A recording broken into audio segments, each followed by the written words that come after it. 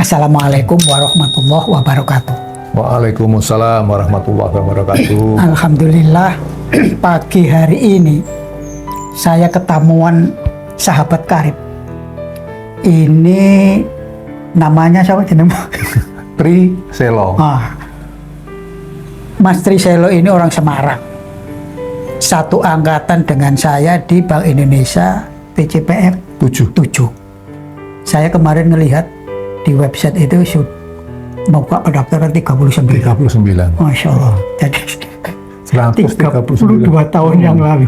Kalau setiap tahun. Hari ini kita omong-omong santai, suwe ora jamu, kan? Sehingga mudah-mudahan nostalgia ini ada kesan-kesannya bagi yang muda-muda.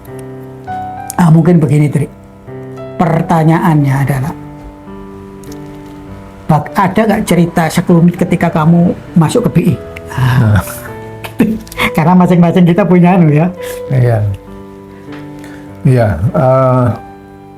Saya masuk BI sekitar tahun 82, diangkat masuk pendidikan terus diangkat tahun 83.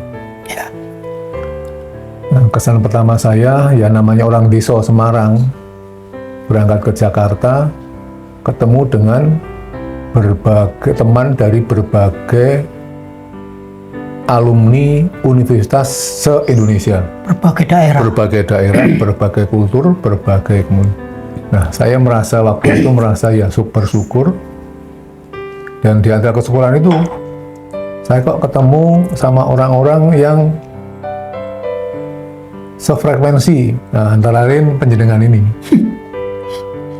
Pak Edi Santoso, almarhum Makit Toha, Pak Uun dari Bandung, dari Pajajaran, Kak Ngopi, terus siapa lagi, Pak Cahyo Utomo dari UGM, Mas Cahyo Utomo nggak mau beliau itu dipanggil Pak, nggak mau. Kak Klem tua deh. Nggak mau tua. Mas Cahyo Utomo dan yang lain-lain. Tadinya saya itu merasa nggak tahu masuk BI itu apa sih tugasnya BI. Saya kepengen jadi orang yang dekat dengan masyarakat. Ternyata setelah masuk pendidikan sekitar kira-kira 1 tahun, saya merasa bahwa BI ini memang tugas pokok BI yaitu menjaga inflasi ini justru memenuhi hajat hidup orang banyak sekali. Jadi itulah yang menjadi kesan saya sehingga saya yakin saya 100% mencurahkan pengabdian saya ke Bank Indonesia. Alhamdulillah ya sekarang pensiun tanpa halangan dan tanpa cacat, sehingga sampai mungkin ini sudah berapa tahun ya, 20, saya pensiun tahun 2010, ini 24, hampir 25 tahun. Kamu 2010? 2010. Ya 2010 kan 3 tahun. Masih masih 56, belum yang 58. Iya. Masih itu. Iya, masuk golongan yang 56. Alhamdulillah. Ya kira-kira itu yang paling berkesan saya, dan yang paling dan ketemu dengan orang-orang yang ya kalau sekarang bicara pas ini kebetulan 17 Agustus ini orang-orang yang berintegritas kepada negara. Ya saya ingat Kang Luki, Pak Garjito, Mas Garjito Heru, Mas Uun, Mas Cahyo, Pak Yai. Nah, saya anggapnya selalu Pak Yai. Ini kebetulan lulusan Langitan apa? Bumian. Ya demikian, Mas. Artinya kamu itu dulu sebelum masuk BI ada niat gitu? Ada niat. Ada niat masuk BI. Nggak ada niat. Kecemplung. Tersesat di jalan yang benar. Itu ngelamar, dipanggil atau apa? Saya kebetulan ini ya ceritanya, saya itu lulus, terus saya itu sudah diajak untuk menjadi dosen. Menjadi dosen, tapi terus ada kepala tata usaha bilang, Mas, ini di BI minta 10 orang, yang satu mengundurkan diri. ini saya gantikan namamu ya. Jadi kampus gitu ya, dari kampus. Dari Oke. kampus. Ya udah, saya mau, ya siap. Saya masuk. Sebetulnya waktu berangkat ke Jakarta, saya itu membuat mau fotokopi ijazah banyak sekali Untuk ngelamar untuk ngelamar-ngelamar. Nah, Oh, ditanya sama ibu saya, almarhum, "Mah, loh ini buat apa, Le?" Nah, barangkali saya tidak cocok di BI, saya mau keluar daftar yang lain. Karena saya dari awal tuh melihat orang bank itu rodok nggak srek. Karena perutnya, bahkan saya dulu atlet ya. Atlet, jadi melihat orang bank itu kayaknya nggak sehat. nggak sehat, pulang malam itu agak nggak itu. Tapi apa yang kata ibu saya, wong kok ora terima yang bandung, orang kok tidak menerima tidak bersyukur pada nikmat yang ada. Nah itu karena ibu saya yang bilang begitu, aku tak obong apa, saya bakar semua itu yang susah fotokopi dan legalisir itu saya bakar. Sudah niat ingsun mantep kalau berangkat kan masuk BI, masuklah gitu. Ya alhamdulillah kan begitu. Itu serupa tapi tak sama. Artinya begini, kalau kamu tidak pas sebelumnya masuk BI karena melihat orang BI kok tidak sehat di mata orang bank tidak sehat di mata seorang atletik. Jadi, kalau saya itu melihatnya tidak suka dengan orang bank yang menghitung uangnya orang lain. Oh, bukan uang sendiri. Iya, mau ngapain kerja menghitung uangnya orang itu yang saya tidak suka. Cuma kembali lagi situasi yang memaksa, dalam artian waktu itu saya ke Kediri, Jawa Timur, mencari pekerjaan. Nah tiba-tiba saya ditelepon bapak saya, rupanya bapak saya didatangi kurir dari BI, undangan itu. Ya. Saya cuma jawab, saya nggak suka di bank, ngitung duit uang, gitu kan. Tapi logika bapak saya itu meruntuhkan pendirian saya. Dia tanya gini, kamu ke Kediri ngapain? Cari kerja. Sudah dapat? Belum. Ya kenapa nggak dicobain? Jadi itu awal saya akhirnya karena bapak saya ngomong begitu, saya ikut tes di BI Surabaya itu. Dari sekian banyak orang memang saya tidak niat. Jadi ketika wawancara itu kan dijejer begitu, terus diberi aturannya setelah keluar dari tempat wawancara tidak boleh kembali lagi ke peserta. Iya, Jadi langsung diarahkan keluar.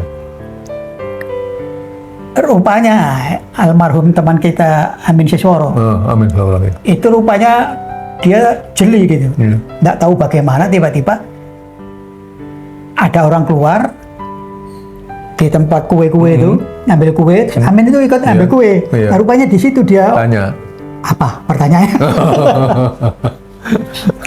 Ketika dia kembali ke tempatnya para peserta yang belum diwawancara itu, dia tanya sesuatu. Jadi apa beranteng ya?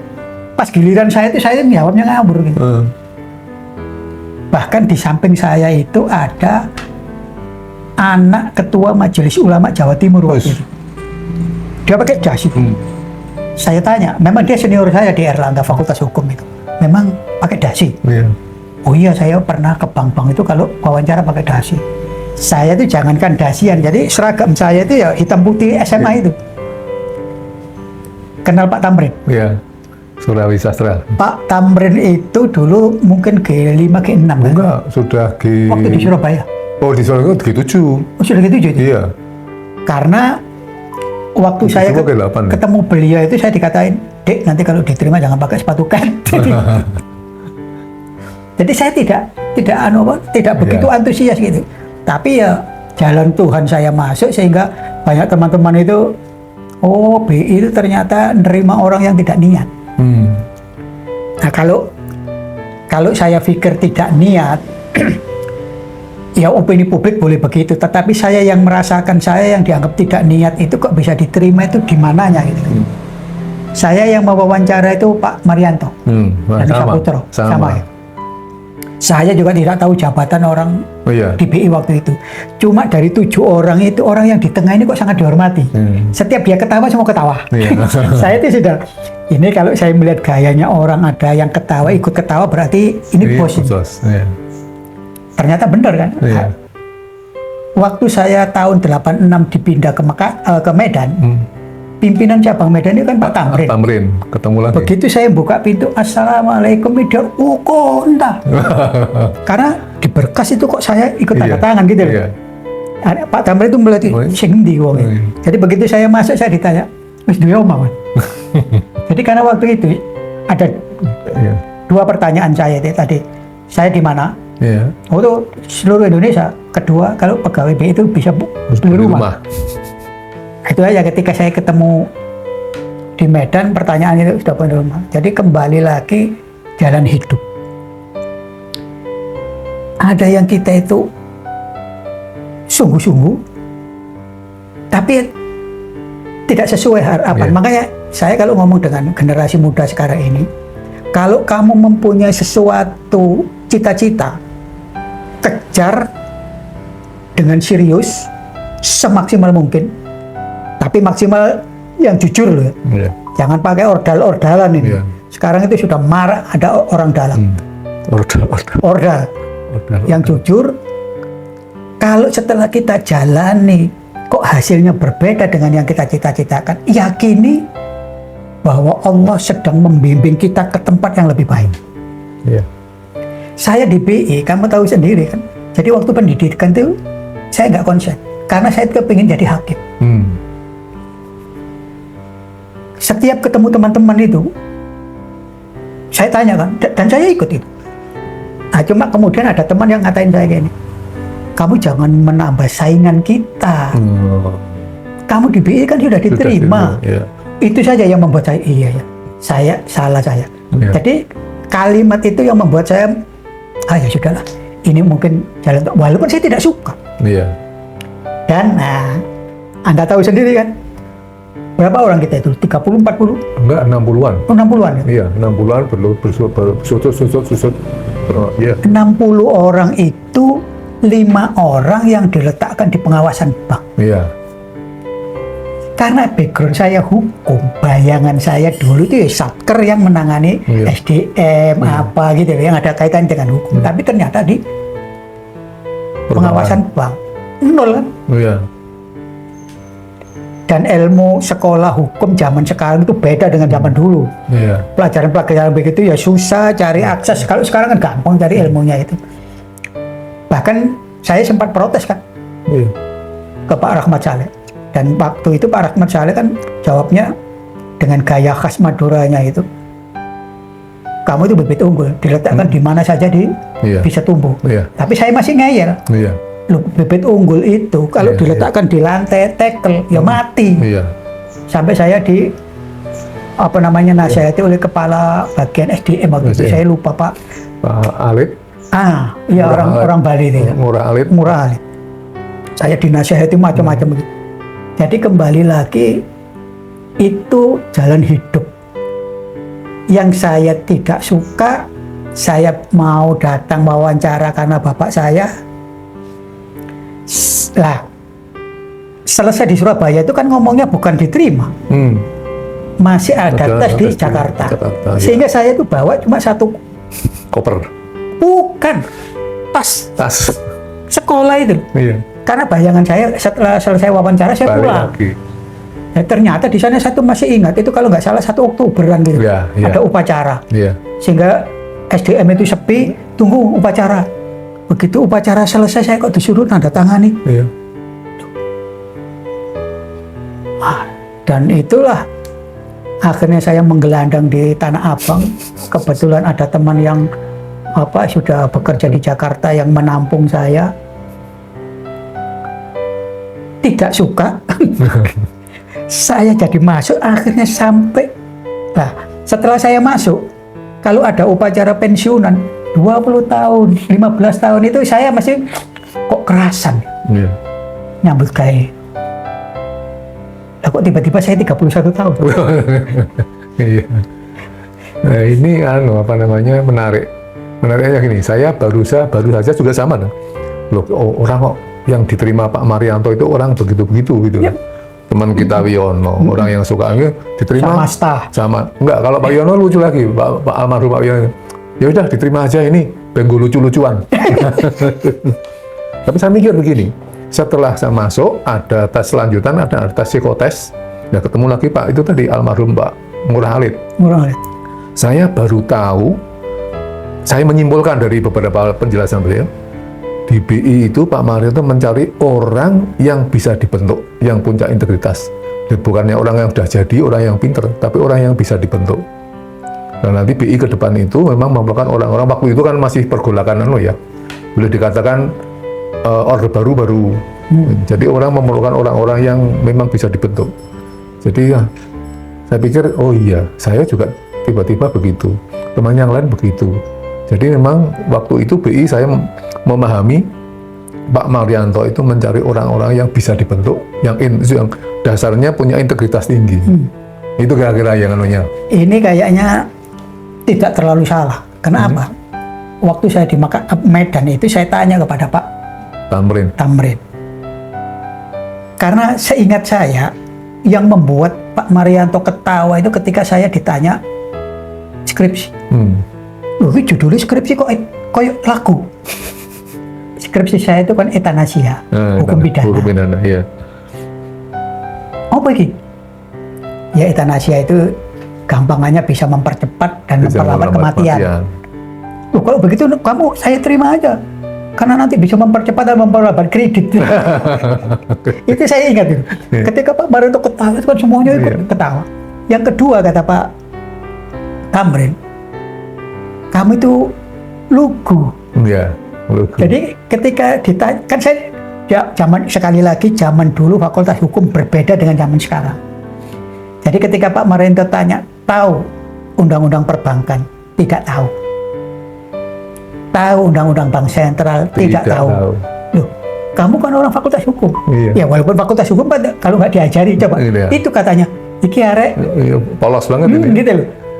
Bukan terus, waktu itu istilahnya Pak Tamrin itu, andai kata waktu itu kamu itu berkelit, menutupi ketidaktahuanmu itu, pasti kamu ditolak.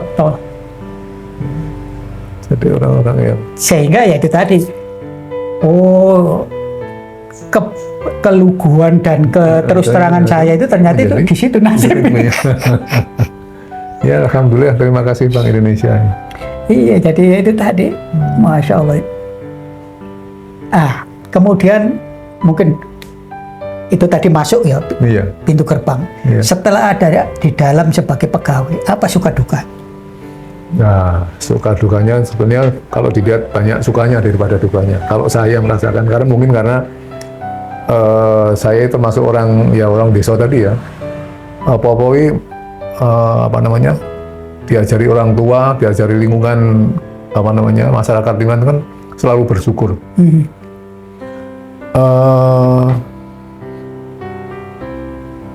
Ya hampir semuanya suka ya. Dukanya itu ya begitu saya masuk BI, begitu diangkat sudah dapat fasilitas kredit untuk pemilikan rumah. Satu. Kemudian ya meskipun saya tidak bisa memanfaatkan dengan baik, ada kesempatan untuk belajar ke luar negeri. Saya berusaha tapi nggak bisa. Ya udah saya nikmati. Terus di luar dugaan saya dipercaya untuk ditempatkan di satker yang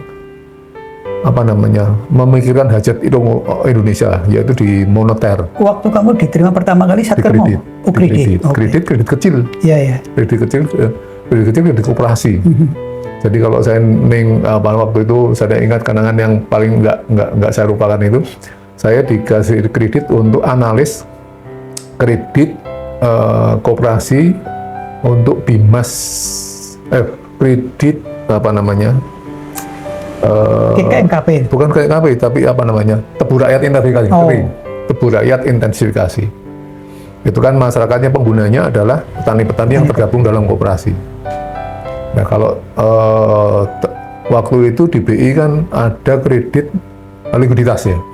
Kredit likuiditas itu yang diharapkan oleh bank-bank umum. Jadi teman-teman yang di kredit likuiditas itu kan kalau mau kunjungan peninjauan itu kan wah disubuh-subuhnya kayaknya kan raja lah. Kalau saya modal sendiri atas dasar biaya dinas berangkat ke saudara, bahkan untuk makan siang saya harus jajak ke harus dong sebagian uang saku itu untuk mentraktir pengurus-pengurus KUD waktu itu. Jadi saya dan itu kan ya biasa saling bertukar informasi. Saya merasa betapa bergunanya saya.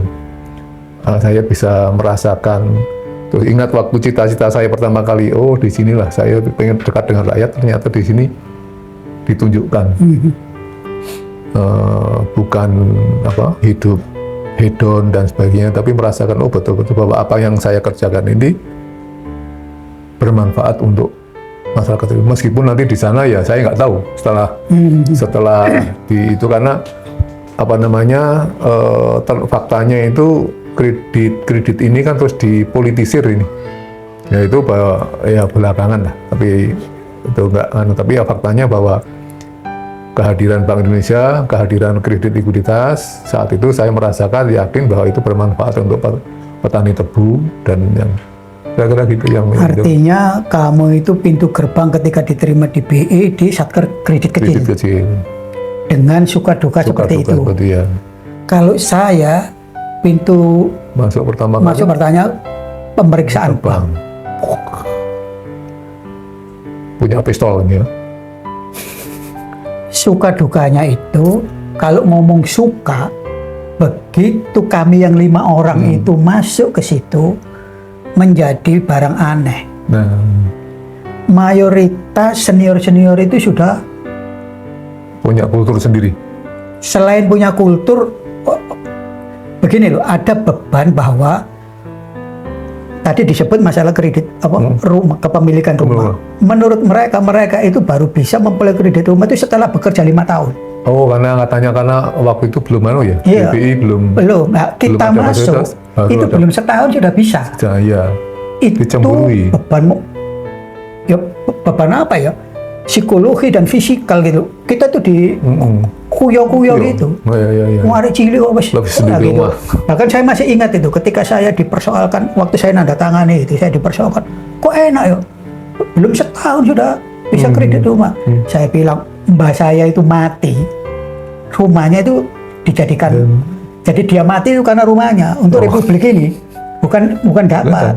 Kalau sampai ngomong lebih enak itu sama lebih enak dari mbak saya. Ya, zaman revolusi itu karena mbak saya itu punya rumah, terus dikeroyok oleh Belanda untuk kangsinya itu, dipateni kan gitu. Nah, zaman itu berubah, sampai itu internal. Dan karena kita itu dulu adalah PCPM dan baru angkatan ke-7, kan masih muda sekali itu. Itu ya tahu sendiri lah, akabri gitu ya. Jadi di Satker itu tidak nyaman. Tidak nyaman ya. Itu dari segi internal Satker saya. Dari segi eksternal Satker, termasuk teman-teman, saya kan diwahkan, ya kan, pemeriksa. Catat. Nanti saya akan membuat seri tersendiri tentang ini. Ingatkan saya ya, sebelum saya wafat, saya akan cerita apa adanya tentang ini.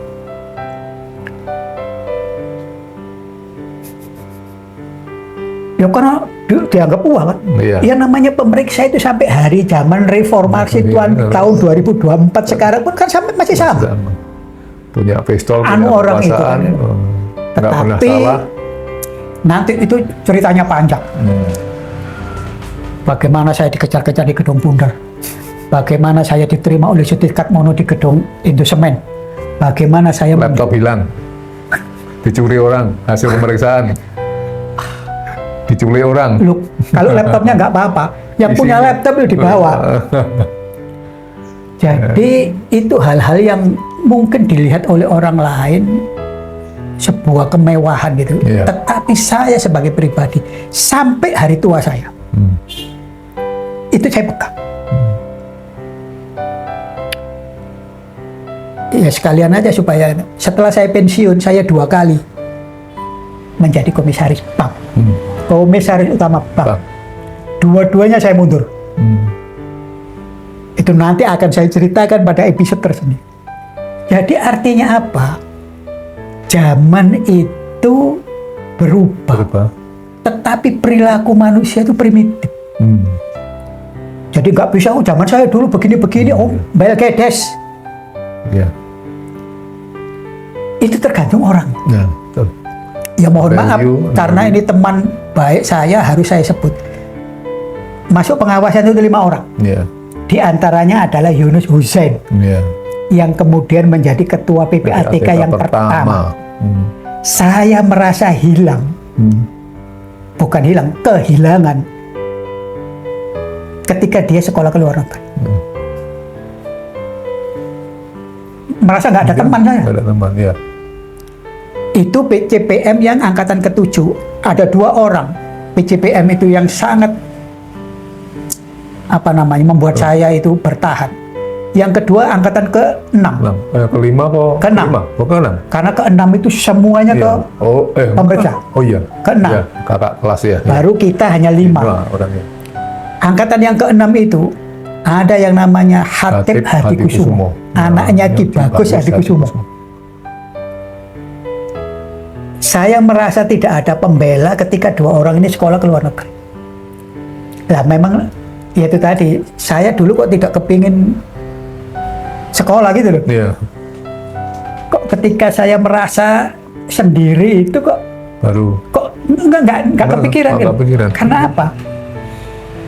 Saya nggak tega meninggalkan keluarga dengan banyak. Iya. Iya, iya. Jadi itu kalau Mas Tri ini masuk pintu gerbangnya kredit kecil dengan suka-duka seperti itu, saya masuk di pengawasan bank sampai hari akhir pensiunan saya.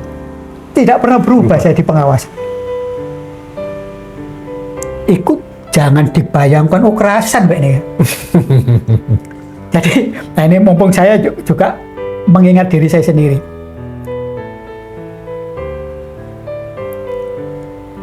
Tahun 82 saya masuk di pemeriksaan.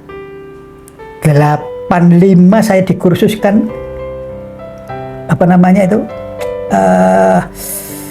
Periksa PPUK. Oh, PPUK. Pengembangan pengusaha usaha kecil. Iya. Tahun 86 saya dipindah ke Medan. Medan. 86. Di Medan itulah saya tidak menduduki satker pengawas. Saya ada di penelitian PPUK itu, PPUK. yang bekerja sama dengan GTZ. Iya, GTZ. Tahun 89 Pak Harto, Presiden Republik Indonesia yang kedua, memperkenankan membuka pintu keran bank. Ya.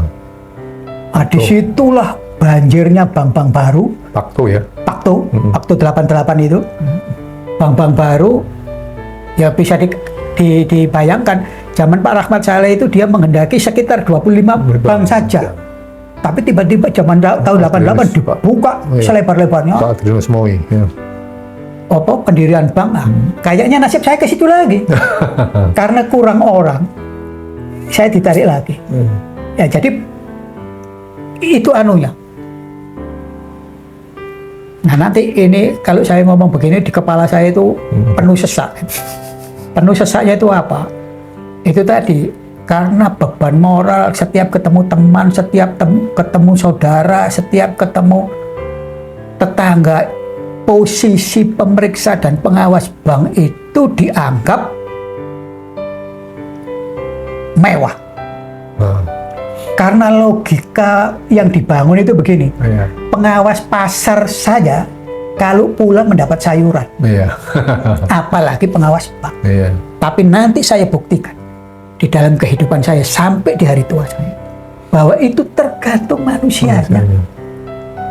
Kekuasaan boleh ada di tangan, tetapi itu tadi yang sampai hari ini saya kembangkan kepada anak-anak generasi muda ini, bahwa hidup ini kalau kepingin enak gitu, pegangi kepatuhan dan kepatutan.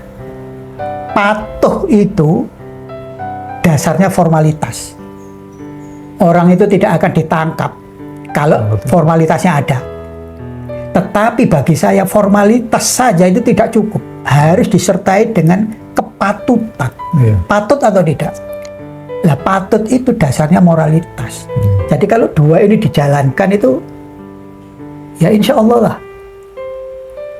Nah kembali lagi, ya maaf, saya kalau sudah cerita begini ini agak ada unsur emosional yang meluap-luap karena saking banyaknya peristiwa itu. Bahkan ini pun nanti apa namanya, ini ada ceritanya,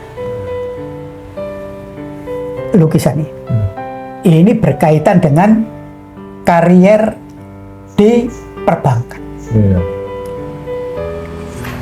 Nanti kalau kamu lihat di situ itu di ujungnya ada logo apa itu? BI. Nah, jadi ini nanti ada cerita tersendiri, walaupun kemarin sudah saya ceritakan, sampai cerita lengkapnya akan ada. Jadi semua kehidupan saya itu sukanya kan mengarsip. Jadi setiap peristiwa itu tak arsip. Bahkan dokumen-dokumen itu tak laminating. Harapan saya tadi itu mau menulis buku gitu. Tapi sampai hari ini kok belum bisa, ya dengan begini barangkali bisa. Jadi itu dulu, kembali lagi kepada perbincangan sesama sahabat ini. Selama bekerja di BI, apa yang paling berkesan? Apa ya? Waduh, kalau paling itu saya dari kecil tidak pernah membanding-bandingkan ya semuanya ya nggak mau paling berkesan apa ya. Oh, paling berkesan jadi kondisi kesehatan. Kondisi kesehatan. Jadi saya itu waktu berdinas di Makassar, treadmill, tapi dinyatakan dihentikan baru 3 menit, padahal masih kuat. Ternyata di situ disebutkan Bapak kena ada jantung, penghambatan koroner jantung. Saya konsultasi dengan dokter umumnya, dokter ini. Ini lucu Pak, Bapak dikira ada penyumbatan. Tapi kimia darah Bapak itu bagus semua, kolesterolnya bagus, gula darah nggak ada, semuanya normal semua. Tapi ini mesti ada salah alatnya. Terus saya pindah ke Ternate, nggak ada apa-apa. Pindah ke Jawa, saya didiagnose ada penyumbatan darah itu tahun 99 berarti. 99, saya ke Ternate, terus ke Jawa tahun 97 saya dideteksi kena jantung, 99 saya ke Ternate, 2001 saya ke Semarang, terus 2004 ke Jakarta. Nah ke Jakarta karena fasilitasnya lebih lengkap, saya lanjut. Terus di kateter, ternyata sampai di kateter. Nah ternyata di situ ketahuan saya miokardial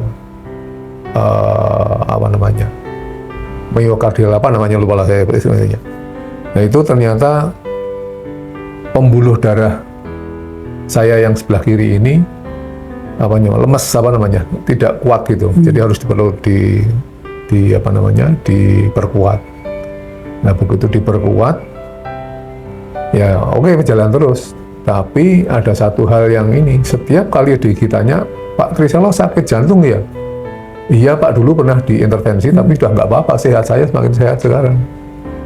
Setiap kali begitu, terus saya ingat lagi, setiap Deputi Gubernur tanya itu kok bertepatan dengan menjelang ada kenaikan pangkat kursus. Akhirnya dari situ ya saya nggak reken karena itu kan udah sampai saya pensiun. Terus dipercaya menjadi komisaris di bank kecil di BPR, terus rekrutmen. Oh ternyata milihnya yang orang yang sehat-sehat. Berarti saya dulu itu saya 6 atau 8 tahun jadi G6 ini ini. Oh saya baru merasa di situ tapi ya sadarnya terlambat karena saya nggak pernah diajari berpikir itu selalu positif gitu. Apa-apa saya harus hikmahnya itu harus ada. Jadi nggak pernah saya, alhamdulillah selama di BI ketemu dengan orang-orang juga tidak pernah punya pikiran negatif. Pokoknya maju, Gusti Allah memberi, Tuhan memberikan yang terbaik untuk saya. Baru setelah sadar, oh dulu itu mungkin pertimbangannya salah satu saya tidak diikutkan untuk jenjang berikutnya. kenaikan pangkat berikutnya itu karena saya sakit. Karena saya begitu jadi pejabat itu relatif rutin ya, 2 tahun, 2,5 tahun terus naik jenjang. Yang terakhir ini yang 6 atau 8 tahun. Mungkin paling sampai dengan saya pensiun itu saya paling tua, paling senior menjabat di G6 Cager. Nah, ini baru sama-sama orang Jawanya, urusan kenaikan pangkat. Iya. Sama. Tidak pernah mikir. Dijalani saja, kan aja. gitu.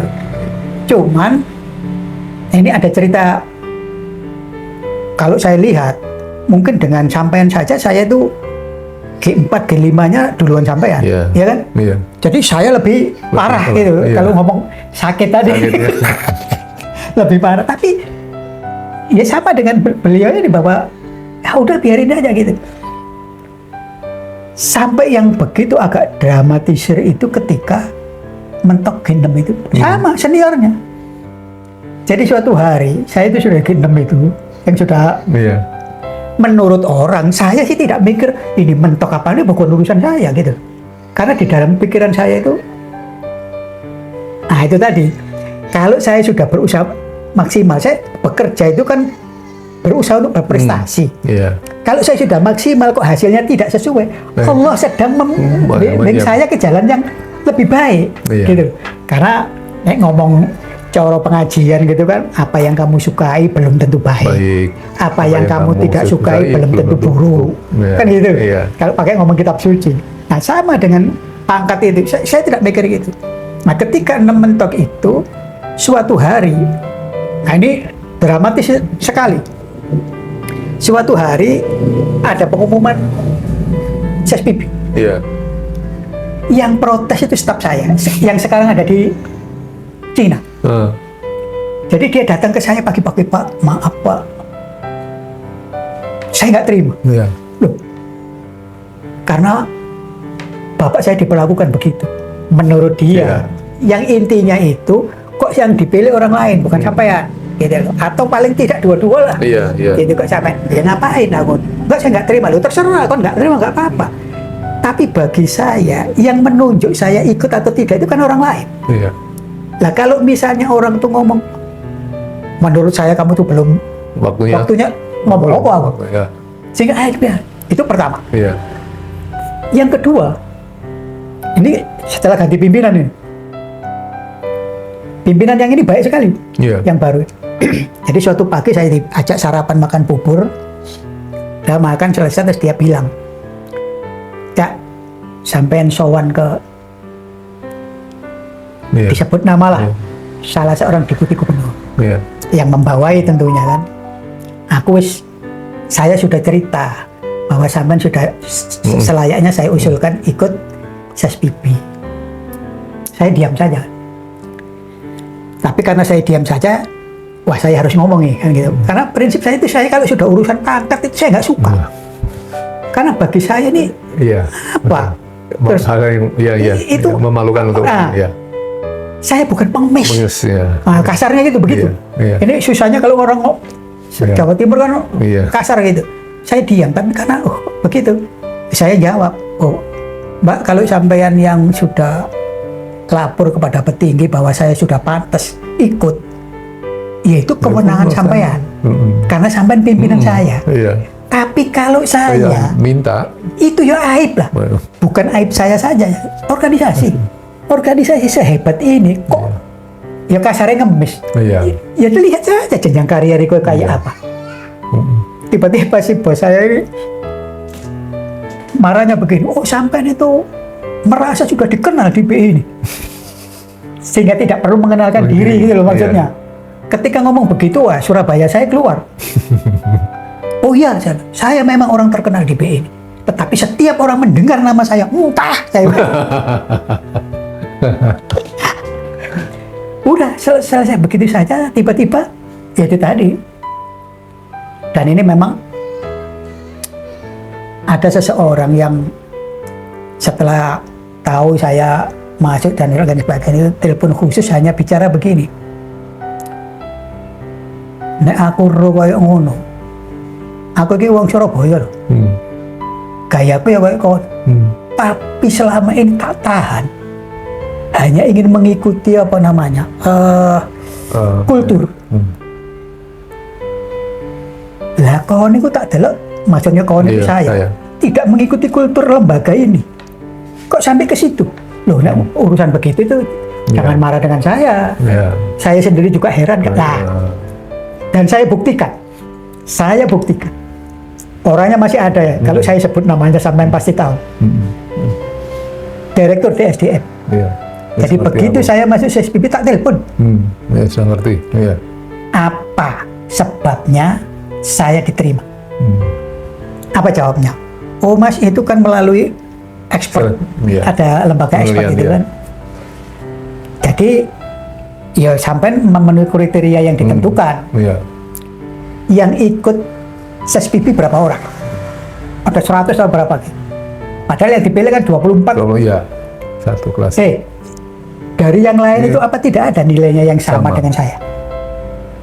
Apa jawabnya? Memang pertanyaan sama ini aneh.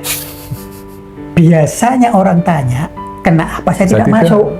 Kenapa saya kemana? Kok sekarang saya tambah marah itu. Ini aneh organisasi ini saya. Kenapa? Orang tidak masuk, tanya, sampai tidak bisa jawab. Pasti karena ada sesuatu hal yang tidak mengenakan. Tetapi sekarang kan saya masuk. Kenapa sampai juga tidak bisa jawab? Sampai hari ini misteri bagi saya. Nah, kalau sudah ngomong misteri itu kan ya langit. Nah, jadi itu persamaan saya sebagai orang Jawa, cuma beliau ini Jawa Tengah, saya Jawa Timur. Ada hal sama-sama Jawanya tapi sangat kontroversial. Apa? Sampean kan atletik. Atlet ya. Dan pencak apa? Iya, bela diri. Bela diri kan? Badannya keker tinggi besar. Iya, dulu. Iyalah, saya tambah kecil lagi dulu kan gitu. Tapi beliau ini sangat santun menyikapi sesuatu itu. Saya nggak bisa itu, makanya saya dulu kalau saya sedang marah, yang saya lihat itu sampean. Iya, berkali-kali jenengan cerita ngono. Iya. Andai saja saya ke posisi tak banting ngomong. Iya. Tapi ini tidak bisa dia itu mengendalikan. Itu saja yang saya kadang-kadang bisa ngerem. Ya sudahlah. Itu yang badannya begitu aja ahli. Lah kalau saya dikepretin orang, dan ternyata juga saya pernah dibawa lari orang. Kalau ingat begitu ya Allah ya kawan. Jadi kembali lagi, itulah dialektik romantik kehidupan pertemanan kita ya. Sampai di hari tua. Ya supaya sampai tidak terlalu berlama-lama begini, ini masalah kesehatan kan.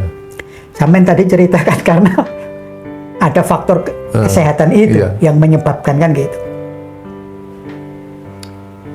Saya ini orangnya suka baca, suka nulis. Tiba-tiba 2-3 tahun yang lalu mata saya kena. Kalau secara alami saya itu dapat hadiah alam berpotensi glaukoma. Jadi katanya glaukoma itu ya bisa kayak Gus Dur begitu. Dan saya mengalami pengobatan itu.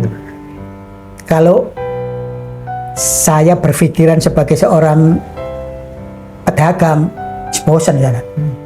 Tapi karena saya berpikir sebagai manusia, ya memang nggak apa-apa, rusak ya ditandani. Dan yang terakhir itu yang membuat sampai hari ini fungsi mata saya itu tidak bisa kembali normal itu, ya seperti tadi sebelumnya ada malpraktek. Ketika saya patut diduga malpraktek. Patut diduga. Kenapa? Karena dokter yang dirujuk langsung reaksinya keras. Sehingga kenapa yang begini itu kok diberikan ke saya? Satu, begini itu apa? Secara medik gitu kan. Yang kedua dia ngomongnya ke saya, Pak, saya operasi, saya tangani, saya kembali, istilahnya dia itu saya perbaiki lagi, tapi tidak akan bisa berfungsi seperti yang dulu. Ketika dokternya dengan tegang ngomong begitu itu, saya juga dengan santainya ngomong, oh nggak apa-apa, umur saya sudah 69, waktu itu 68. Mata ini sudah saya pakai 68 tahun, nggak apa-apa. Kalau sekarang terganggu, ya normal. iya, durasinya habis. Itu masalah mata. Yang kedua masalah tangan. Ini alhamdulillah sudah bisa bergerak. Ya. Setelah 4 bulan dioperasi. Nah, ini juga menunjukkan betapa Allah itu sayangnya kepada seluruh umat manusia. Ya. Allah. Jadi jatuhnya itu bukan saya manjat pohon atau apa. Saya menghadiri acara yang ruangannya ber-AC, keluar dari situ mungkin karena panas terik, saya agak keliengan, tapi saya tidak terasa. Jatuh biasa, duk. Kok rasanya bengkak. Nah, itu bulan Desember. Jadi itu hampir setahun kan. Tapi saya minta di observasi cara yang lain yang tidak operasi. Akhirnya menyerah saya. Harus operasi. Nah, ketika operasi dokter ngomong begini. Jadi ini ya, tangan saya itu begini. Yang patah itu ligamen saya sebelah sini. Putus ligamen. Jadi ligamen itu yang bisa menggerak-gerakkan begini ini. Itu putus. Supaya bisa nyambung lagi ditambah dengan ligamen lain. Pertanyaan saya, loh, siapa yang mau donor saya? Oh, nggak perlu, Pak. Nanti saya ambilkan yang bagian tengah ini. Jadi di sini ini ada ligamen, jadi ada 3 katanya kan. Terus kalau yang sini diambil, kan berarti fungsinya terganggu dong. Iya, atau hilang, iya, terganggu karena katanya itu ligamen itu cuma diambil separuh gitu. Diambil separuh, ditempelin sini. Sini tumbuh lagi. Oh, nggak apa-apa, Pak. Karena yang tengah itu fungsinya kayak ban serep. Coba, jadi yang berfungsi itu kiri kanan, yang fungsi maksimal itu. Yang tengah itu cuma ban serep. Saya jadi termenung dan Masya Allah. Allah itu maha pemberi sebelum diminta. Artinya apa? Semua kita yang lahir, kalau di dalam kasus tangan saya ini saya, jadi saya lahir itu sudah diberi ligamen cadangan. Baru saya pakai di usia 69 tahun. Kurang apa? Kita ini kurang apa? Jadi ya dengan segala macam suka duka hidup ini, ya sekarang ini saya terus terang begini, orang kalau sudah pensiun itu ngomongnya begini, apa kegiatan sekarang? Ya kita perbanyak ke masjid, ke gereja, ke pura, untuk mendekatkan diri kepada Allah. Dulu kan kita sudah lama mencari keduniaan. Saya kalau ada orang ngomong begitu tuh merinding, bukan merinding, nggak bisa. Logika itu nggak bisa saya tangkap. Kenapa? Enggak dulu ya. Kita ini jadi begini. Itu kalau ngomong masalah ideologi itu paham sekularisme. Memisahkan antara kehidupan dunia dan akhirat.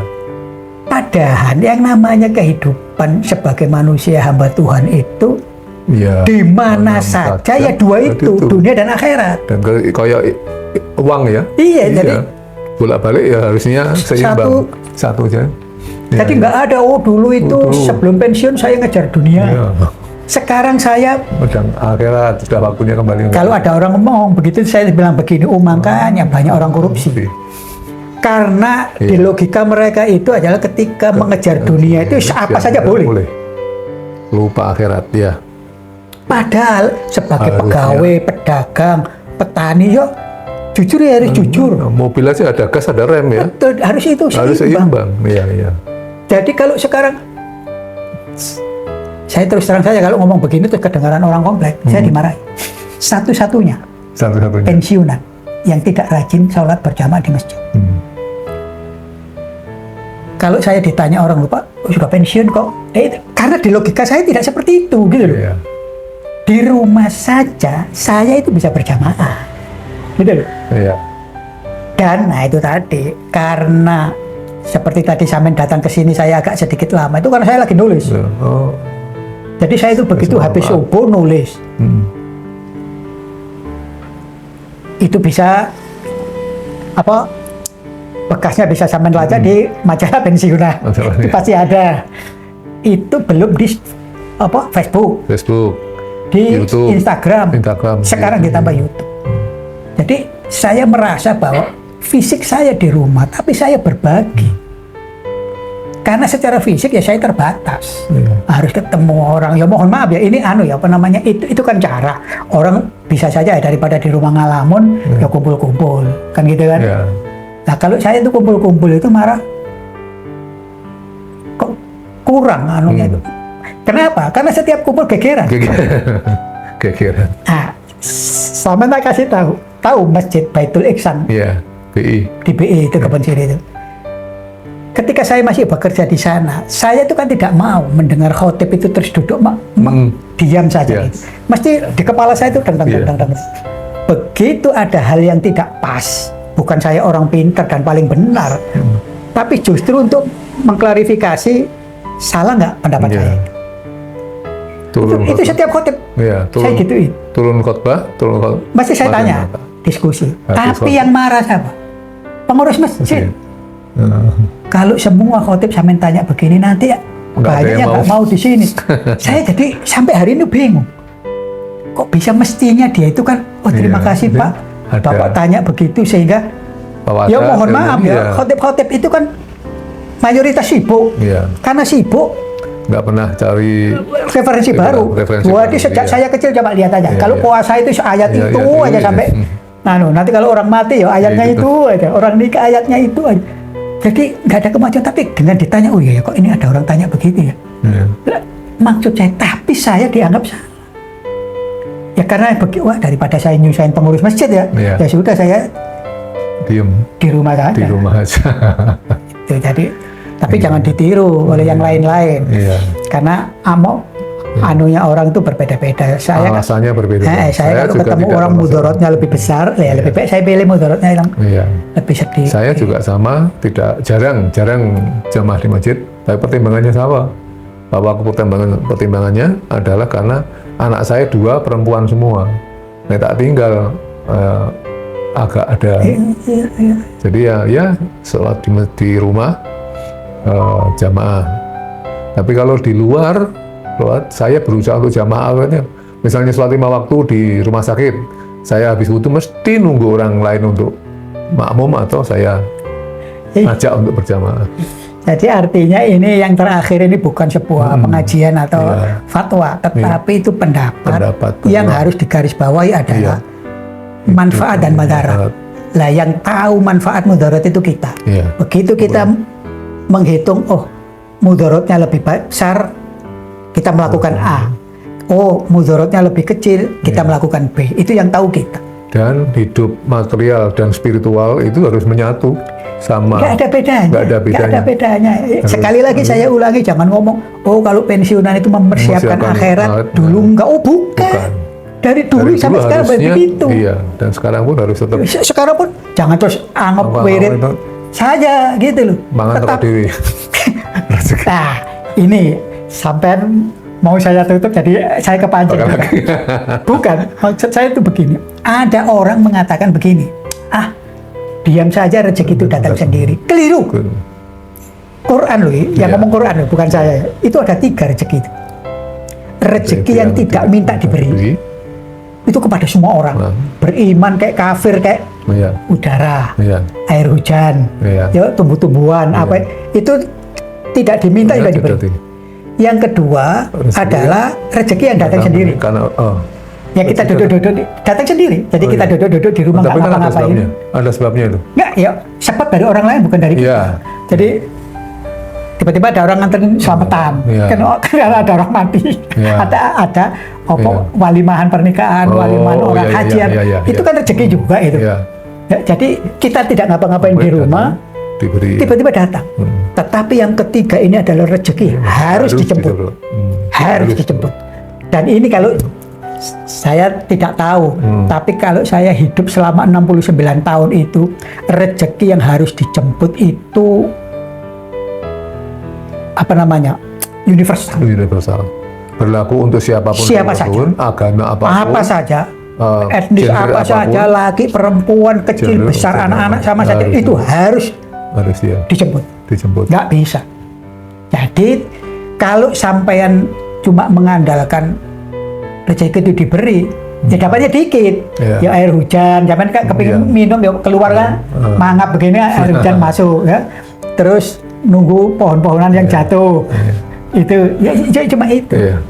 Kalau yang kedua rezeki didatangkan itu tadi nunggu ada waliman, Iya. nunggu orang mau sedekah ke kita. Tapi kan jarang orang mau sedekah ke kita. Hal yang ketiga Harus ini yang bekerja, keniscayaan. Dijemput dengan perhitungan kalkulasi rasional, tawakal Allah. Dan itu yang saya hadapi sekarang ini. Jadi orang pensiun itu jangan, ya pensiun sudah enggak. Pendapatan pensiunan yang seberapapun itu harus dikalkulasi. Ini katanya ada satu lagi, rezeki karena kita bersedekah. Loh lah ya, rezeki bersedekah itu Termasuk yang tadi ya, berusaha tadi, kan menjemput. kita menjemput. Itu termasuk Tapi yang jangan niru-niru yang bersedekah-sedekah yang kemarin rame-rame. Itu bukan bersedekah, itu Tuhan dipancing. Saya mengeluarkan ini nanti dapat ini. Bukan begitu. Iya. Kita memberi sesuatu itu bukan orang baik. Iya.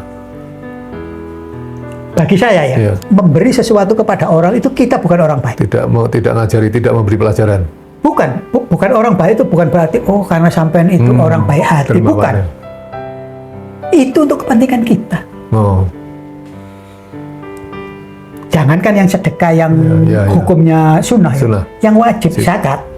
Ya, zakat dikeluarkan itu bukan karena kita orang baik atau kita orang beriman yang terus Iya, saking imannya itu enggak, itu kebutuhan kita. Ya, kebutuhan kita. Ya. Karena ini Naluri, ya. sedikit